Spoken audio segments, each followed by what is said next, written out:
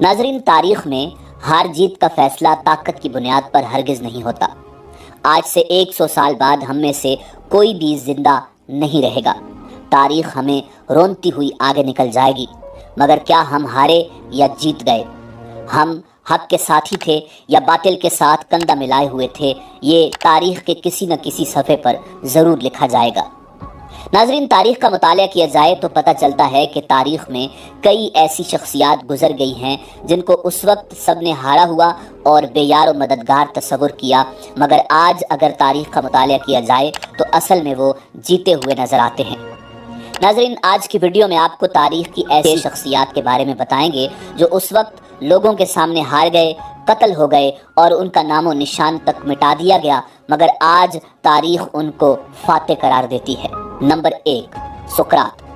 ناظرین، وہ دنیا فلسفہ کا سب سے عظیم اور جلیل المرتبت معلم تھا جس نے 5ویں صدی قبل مسیح میں یونان میں مغربی فلسفے کی بنیاد رکھی۔ سقراط 470 قبل مسیح سے پہلے یونان کے معروف شہر ایتھنز میں پیدا ہوا۔ اس کی ابتدائی زندگی کے بارے میں تحریری شواہد ناپید ہیں، تاہم مورخین کے مطابق وہ ایک مجسمہ ساز بھی تھا جس نے حب الوطنی کے جذبے سے سرشار ہو کر کئی یونانی جنگوں میں حصہ لیا اور داد شجاعت پائی۔ ناظرین، اس کی حیثیت ایک اخلاقی اور روحانی بزرگ کی سی تھی۔ فطرتاً سقراط نہایت اعلیٰ اخلاقی اوصاف کا حامل، حق پرست اور منصف مزاج استاد تھا۔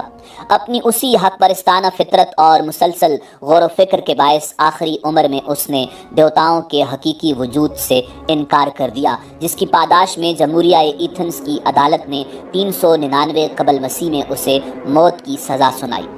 ناظرین، سقراط نے جب زہر کا پیالہ پیا تو ایتھنز کے حکمرانوں نے سکھ کا سانس لیا کہ ان کے نوجوانوں کو گمراہ کرنے والا جہنم رسید ہوا۔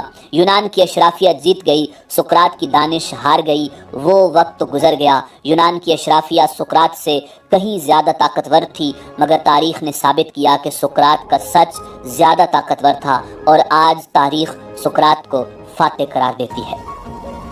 Number 2، William Wallace. ناظرین، ولیم والیس اسکاٹ لینڈ کا ایک جنگجو تھا جس نے قرون وسطیٰ میں انگلینڈ کے شاہ ایڈورڈ اول سے جنگ لڑی۔ وہ اسکاٹ لینڈ کی انگلستان سے آزادی کے بانیوں میں سے ایک تھا۔ وہ 1270 میں پیدا ہوا اور 23 اگست 1305 کو انگریزوں نے اسے سزائے موت دے دی۔ ولیم کے زمانے میں بھی اسکاٹ لینڈ انگلینڈ کے قبضے میں تھا اور ولیم نے اس قبضے کے خلاف مزاحمت کی قیادت کی۔ اسکاٹ لینڈ کی جنگ آزادی لڑنے والے ولیم والیس کو جب انگلینڈ کے بادشاہ ایڈورڈ اول نے گرفتار کیا تو اس پر غداری کا مقدمہ قائم کیا۔ اسے برہنہ کر کے گھوڑوں کے سموں کے ساتھ باندھ کر لندن کی گلیوں میں گھسیٹا گیا اور پھر ناقابل بیان تشدد کے بعد اسے پھانسی دے کر لاش کے ٹکڑے ٹکڑے کر دیے گئے۔ ناظرین، لوگوں نے دیکھا کہ اس وقت کا بادشاہ تو جیت گیا، ولیم والیس کا نام و نشان ختم ہو گیا، مگر آج ولیم کے مجسمے جگہ جگہ نظر آتے ہیں اور اسے تاریخ کا فاتح قرار دیا جاتا ہے۔ Number 3، Galileo Galilei. ناظرین، گلیلیو 15 فروری 1564 میں اطالیہ کے علاقے تسکانی کے شہر پیزا میں پیدا ہوا۔ گلیلیو ایک اطالوی ماہر فلکیات اور فلسفی تھا۔ سائنسی انقلاب پیدا کرنے میں گلیلیو کا کردار اہم ہے۔ وہ شاکول اور دوربین کا نامور انوینٹر تھا۔ گلیلیو نے اشیاء کی حرکات، دوربین، فلکیات کے بارے میں بیش قیمت معلومات فراہم کی۔ اسے جدید طبیعیات کا باپ کہا جاتا ہے۔ ناظرین، گلیلیو نے ثابت کیا کہ زمین اور دیگر سیارے سورج کے گرد گھومتے ہیں تو یہ مسیحی کیتھولک عقائد کی خلاف ورزی تھی۔ چرچ نے گلیلیو پر کفر کا فتویٰ لگایا اور اسے غیر معینہ مدت تک کے لیے قید کی سزا سنا دی۔ یہ سزا 1633 میں سنائی گئی۔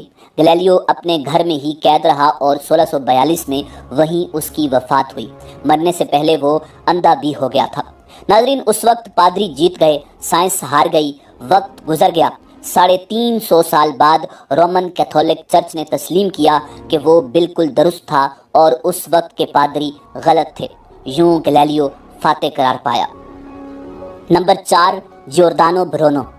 ناظرین، جیوردانو برونو اطالوی فلسفی اور ریاضی دان تھا جو جوانی میں راہب تھا، مگر روشن خیالی کے باعث کلیسا نے اس پر کفر کا الزام لگایا۔ 1576 میں جینوا اور پھر پیرس میں پناہ لی اور فلسفہ کی تعلیم دیتا رہا۔ پھر انگلستان چلا گیا اور سر فلپ سڈنی سے رابطہ قائم کیا۔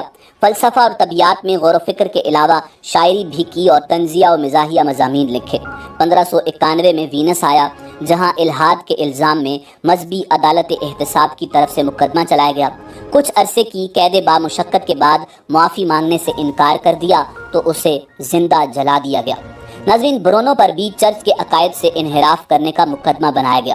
برونو نے اپنے دفاع میں کہا کہ اس کی تحقیق عیسائیت کے عقیدہ خدا اور اس کی تخلیق سے متصادم نہیں، مگر اس کی بات نہیں سنی گئی اور اسے اپنے نظریات سے مکمل طور پر تائب ہونے کے لیے کہا گیا۔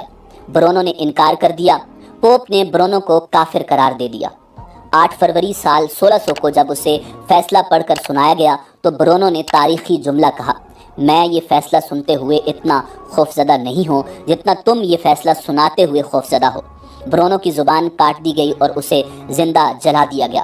پوپ جیت گیا، برونو ہار گیا، وقت گزر گیا، مگر تاریخ آج مانتی ہے کہ اس کا نظریہ درست تھا اور اس کو اذیت ناک موت دینے والے تاریخ کے غلط دوراہے پر کھڑے تھے۔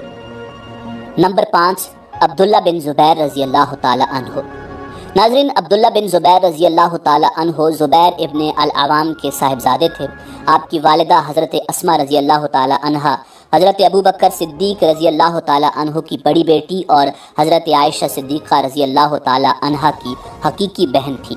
مدینہ منورہ میں 2 ہجری کو پیدا ہوئے۔ اس سے پہلے مہاجرین کے ہاں چونکہ کافی عرصہ تک کوئی اولاد نہ ہوئی تھی، لہٰذا آپ کی پیدائش پر مسلمانوں نے خوب خوشیاں منائیں۔ تقریباً 8 برس کی عمر میں رسول کائنات امام الانبیاء جناب محمد الرسول اللہ صلی اللہ علیہ وآلہ وسلم کے ہاتھ پر بیعت کی۔ آپ کا شمار ان مشاہیر اسلام میں ہوتا ہے جنہوں نے حق و صداقت کا علم بلند رکھنے کے لیے اپنی جان تک بھی نثار کرنے سے دریغ نہ کیا۔ ناظرین، حجاج بن یوسف جب خانہ کعبہ پر آگ کے گولے پھینک رہا تھا تو اس وقت عبداللہ ابن زبیر رضی اللہ تعالی عنہ نے جواں مردی کی تاریخ رقم کی۔ انہیں مسلسل ہتھیار پھینکنے کے پیغامات موصول ہوئے مگر آپ رضی اللہ تعالی عنہ نے انکار کر دیا۔ آپ کی والدہ حضرت اسماء رضی اللہ تعالی عنہا سے آپ نے مشورہ کیا۔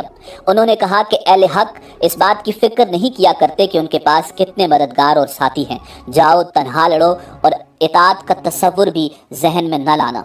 عبداللہ ابن زبیر رضی اللہ تعالی عنہ نے صفاق حجاج ابن یوسف کا مقابلہ کیا اور شہادت نوش فرمائی۔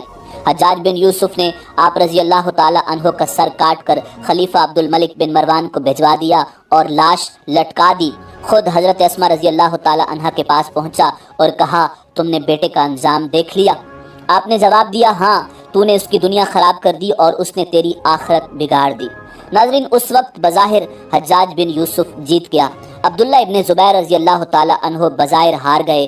وقت تو گزر گیا مگر تاریخ میں حجاج بن یوسف کو آج ایک ظالم اور جابر حکمران کے طور پر یاد کیا جاتا ہے، جس کی گردن پر ہزاروں بے گناہ مسلمانوں کا خون ہے، جبکہ عبداللہ ابن زبیر رضی اللہ تعالی عنہ شہادت، شجاعت اور دلیری کا استعارہ ہیں۔ یعنی در حقیقت حجاج بن یوسف کو شکست ہو چکی ہے اور عبداللہ ابن زبیر در حقیقت تاریخ کے عظیم فاتح ہیں۔